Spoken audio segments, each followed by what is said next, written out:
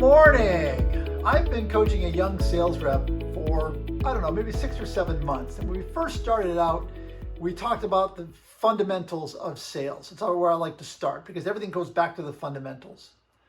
After a few months, I introduced accountability. I had him check in with me on a daily basis because I really wanted him to see the impact and the value of such an action. And he would report into me at the end of every day, tell me how many calls he made, how many emails he sent out. It was great. And he was absolutely on it. And he was still coming to every coaching call prepared, and he had questions. He went on vacation, and the accountability then stopped. But when he came back, what happened was two things. One, business improved. And two, new business activity stopped. All of that work that he did resulted in some new work. And he was suddenly great.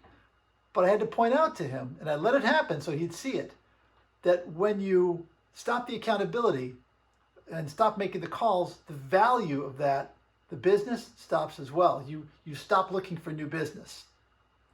The late Joe Davis from Consolidated Graphics once asked me, what percentage of my sales staff, he had 600 sales reps under him at the time, what percentage of my sales staff is in cruise control? And I said 50%. And he was furious with me. He stomped away from the conversation. Saw me at breakfast the next morning and said, what do we do about that 50%? We talked about it. It wasn't pretty.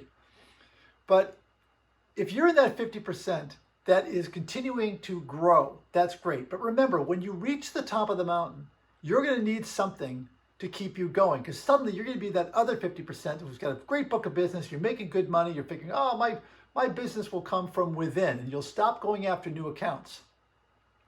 So I've got 3 ideas for you for the motivation, having that something that's going to get you out and continuing to work for new accounts. One is materialistic. For example, I would love to own a new Indian motorcycle. I've thought about it for years. It's about $25,000 if I trade in my Victory. And God, it just makes my eyes water. I just love that thing. I love looking at it.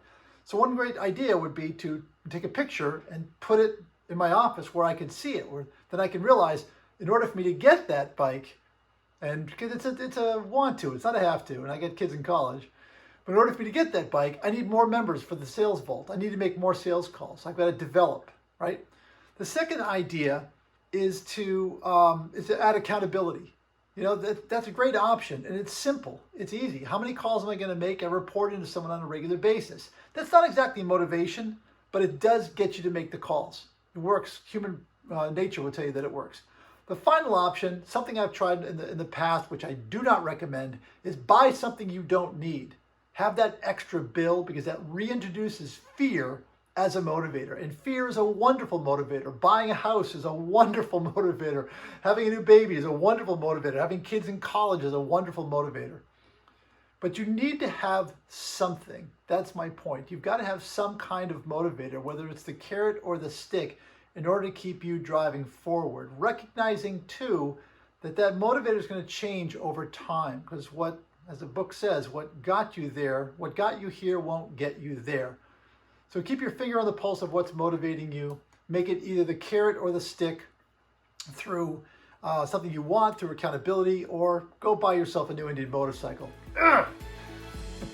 Love to have that bike. And that'll keep you driving forward and motivated and excited about coming to work every day. Have a great selling week, everyone. Talk to you next week.